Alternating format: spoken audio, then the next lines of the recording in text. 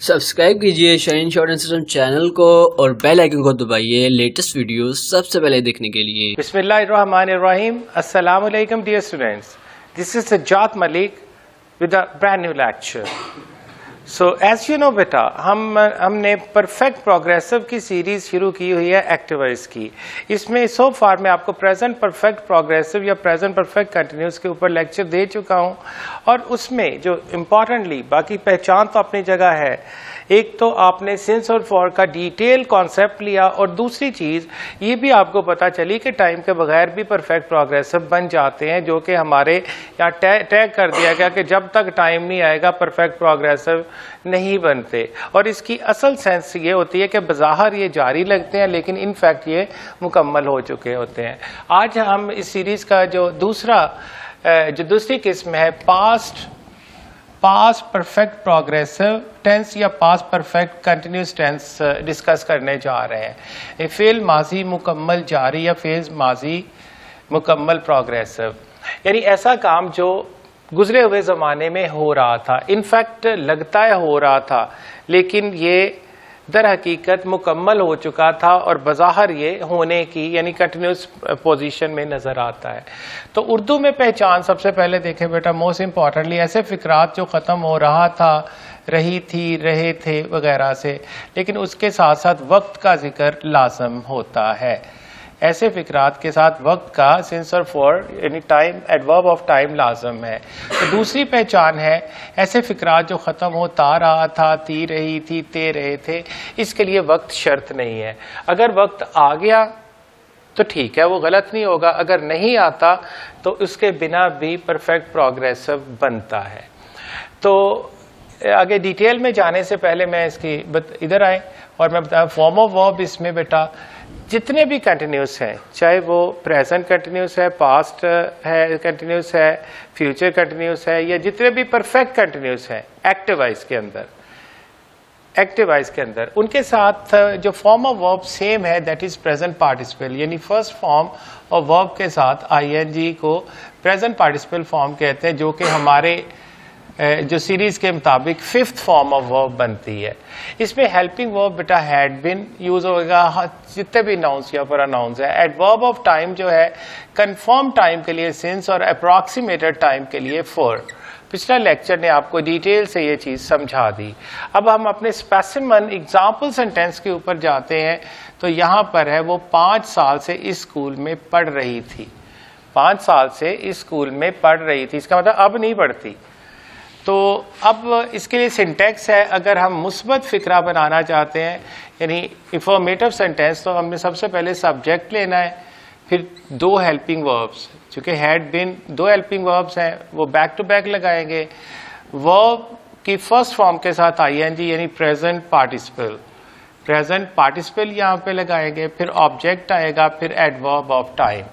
तो इसमें से आइडेंटिफाई करें हमारा सब्जेक्ट क्या है। वो लड़की कर क्या रही थी, वर्ब क्या है, पढ़ना, पढ़ रही थी, कहाँ, स्कूल, ये आपका ऑब्जेक्ट हो गया, और 5 साल ये एडवर्ब ऑफ टाइम हो गया। बेटा उस जितना बड़ा सेंटेंस हो आपने घबराना नहीं होता। इनफैक्ट आपने जो आपको बताया है फार्मूला, उसके मुताबिक आप अपने जो सब्जेक्ट वर्ब ऑब्जेक्ट जो भी हेल्पिंग वर्ब है उसके मुताबिक आप उसको प्लेस करेंगे, तो आपके सेंटेंस की ना तरतीब ख़राब होगी, ना आपको कोई प्रॉब्लम आएगी। हाँ, ये अलग इशू है कि अगर कोई वकैब का इशू आता है, वो एक अलग इशू होता है। इंशाल्लाह वो भी जैसे आप एक्सरसाइज करते जाएंगे माउंट अप होती जा रही है अब आपकी वकैब भी। तो इसमें देखे बेटा, अब वो 5 साल से स्कूल में पढ़ रही थी। She had been studying in this school for 5 years। याद रहे बेटा, reading in which class do you read और I read in that institution, ये गलत होता है बेटा। रीड का मतलब होता है मुतालिया करना, जैसे किताब आप खोलते हैं और पढ़ते हैं, वो मुतालिया कर रहे हैं, जैसे अखबार का मुतालिया किया जाता है।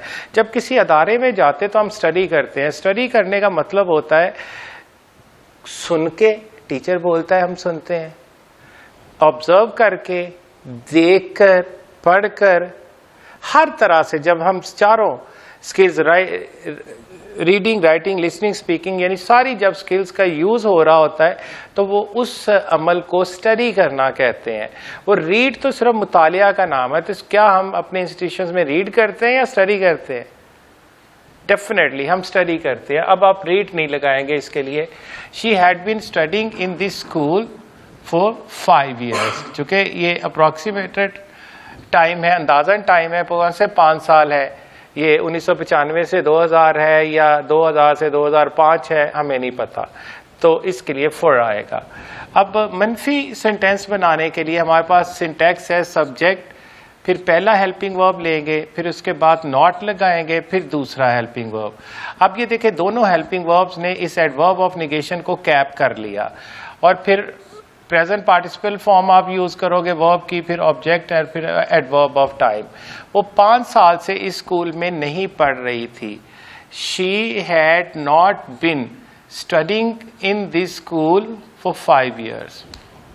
अब इसका सवालिया बनाने के लिए, इंट्रोगेटिव बनाने के लिए हेल्पिंग वर्ब, सब्जेक्ट, फिर दूसरा हेल्पिंग वर्ब, पहले एक देंगे फिर दूसरा हेल्पिंग वर्ब देंगे। तो यहाँ पर इसने कैप कर लिया, फिर वर्ब की प्रेजेंट पार्टिसिपल फॉर्म, फिर ऑब्जेक्ट, फिर adverb of time, and all important question mark. बेटा क्या वो 5 साल से इस स्कूल में पढ़ रही थी? Had she been studying in this school for 5 years? For 5 years। अब सवालिया मनफी, अब उसके सवालिया मनफी के मैं दोनों एग्जांपल्स यहाँ पे लूँगा। पहला है जी, सिंटैक्स देखें, हेल्पिंग वर्ब, सब्जेक्ट, नॉट, फिर दूसरा हेल्पिंग वर्ब, यानी एक हेल्पिंग वर्ब उसने सब्जेक्ट और नॉट को कैप किया, फिर दूसरे हेल्पिंग वर्ब ने भी नॉट और सब्जेक्ट को कैप किया। उसके बाद वर्ब प्रेजेंट पार्टिसिपल फॉर्म आ गई, फिर ऑब्जेक्ट, फिर adverb of time, and this all important sign of interrogation. क्या वो 5 साल से स्कूल में नहीं पढ़ रही थी? Had she not been studying in this school for 5 years? अब मैं दूसरा फार्मूला नाउन के साथ ले रहा हूँ। क्या नाइला 5 साल से इस स्कूल में नहीं पढ़ रही थी? तो अब सिंटैक्स होगा बेटा हेल्पिंग वर्ब, नॉट सब्जेक्ट से पहले। यहाँ सब्जेक्ट के बाद इसलिए था कि प्रोनाउन यूज किया था। अब सब्जेक्ट से पहले क्यों है बेटा? चूंकि हमारा सब्जेक्ट नाउन है, तो अब ये नॉट पहले आ गया। पहला हेल्पिंग वर्ब, उसके बाद एडवर्ब ऑफ नेगेशन नॉट, फिर सब्जेक्ट, फिर दूसरा हेल्पिंग वर्ब देंगे, फिर वर्ब की present participle form, object and adverb of time. Had not Naila been studying in this school for 5 years? अब मैं इंट्रोगेटिव प्रोनाउन के साथ आता हूँ। इंट्रोगेटिव प्रोनाउन, फिर हेल्पिंग वर्ब 1, फिर सब्जेक्ट, फिर हेल्पिंग वर्ब नंबर 2, फिर वर्ब प्रेजेंट पार्टिसिपल फॉर्म, फिर ऑब्जेक्ट, फिर एडवर्ब ऑफ टाइम। वो इस स्कूल में 5 साल से क्यों पढ़ रही थी? मतलब बहुत अच्छा था या कोई मजबूरी थी? तो why had she been studying in this school for 5 years? अच्छा, वो इस स्कूल में 5 साल से कैसे पढ़ रही थी? How had she been studying in this school for 5 years? मतलब जो भी इंट्रोगेटिव प्रोनाउन सुटेबल यहाँ आ जाएगा वो आप इस जगह पे प्लेस कर देंगे। बाकी जो इंट्रोगेटिव का सवालिया का फार्मूला, 5 साल से स्कूल में कौन पढ़ रही थी? अब कौन के साथ इंट्रोगेटिव प्रोनाउन और सब्जेक्ट आपका कौन होगा, फिर दोनों हेल्पिंग वर्ब, फिर प्रेजेंट पार्टिसिपल फॉर्म, ऑब्जेक्ट, फिर adverb of time. So who had been studying in this school for 5 years? Who had been studying in this school for 5 years? अब बेटा फर्दर एग्जांपल्स के लिए यहाँ इसकी प्रैक्टिस के लिए आए। मैं सुबह से इस अखबार का मुतालिया कर रहा था। मैं सुबह से इस अखबार का मुतालिया का, अब सुबह जो है वो कंफर्म टाइम है, ये फिर एक स्पेसिफिक टाइम है, टाइम ऑफ द डे, इसके लिए सिंस यूज होगा। सो आई हैड बीन रीडिंग। अब देखें लफ्ज़ रीडिंग आया, चूँकि पढ़ना है, सिर्फ अखबार का मुतालिया किया जाता है। I had been reading this newspaper since morning. और अगर इसका ये देखें, ये इसका मुस्बत फ़िक्रा बनाया हमने इन्फॉर्मेटिव, अब इसका मनफी बनाते हैं। मैं सुबह से अखबार का मुतालिया नहीं कर रहा था। I had not been reading this newspaper since morning. अब इसी का सवालिया बनाना है, तो क्या मैं सुबह से इस अखबार का मुतालिया कर रहा था? Had I been reading this newspaper since morning. अब फिर सवालिया मनफी, क्या मैं सुबह से अखबार का मुतालिया नहीं कर रहा था? Had I not been reading this newspaper since morning. और क्या अहमद सुबह से इस अखबार का मुतालिया नहीं कर रहा था? अब नाउन के साथ एग्जाम्पल आई तो सब्जेक्ट से पहले नॉट आ गया। Had not Ahmad been reading this newspaper since morning. तो अहमद सुबह से इस अखबार का क्यों मुतालिया कर रहा था?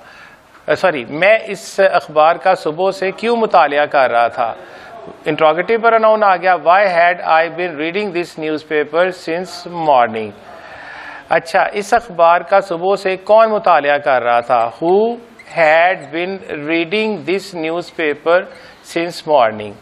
अब कुछ बेटा थोड़ी सी और एग्जांपल्स ली हैं ताकि उसके अंदर मजीद आपको प्रैक्टिस मिल जाए।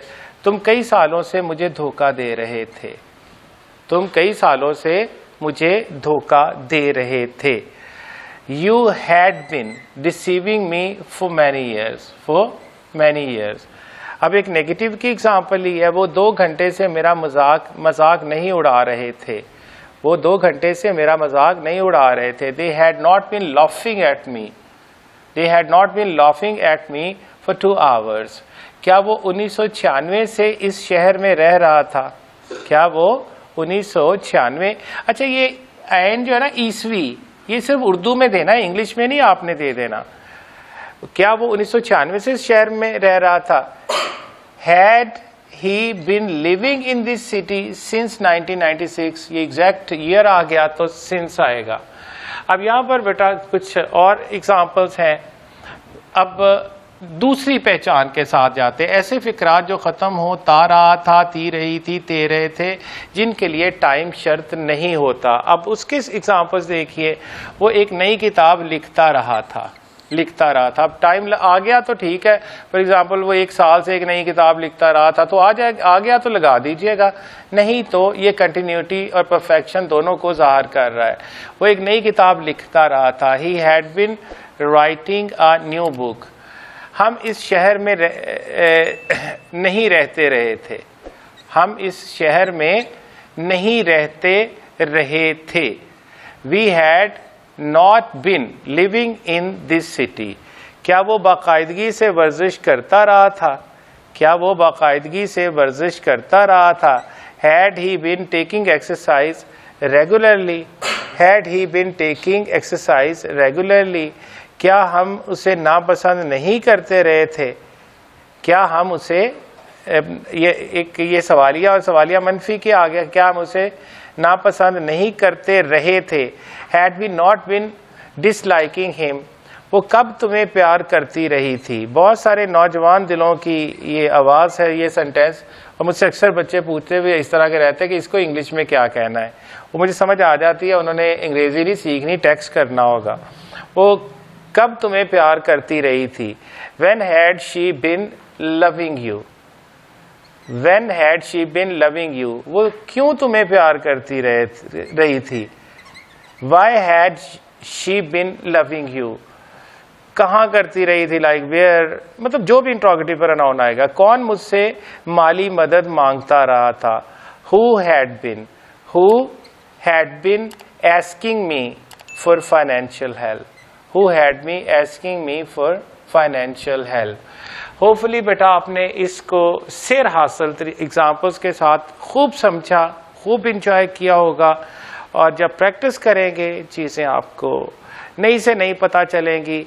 तो जब इंसान इम्प्रूव करता है, जो असल नॉलेज के मुतलाशी होते हैं, तो उनका ऐसे सीना चौड़ा हो जाता है।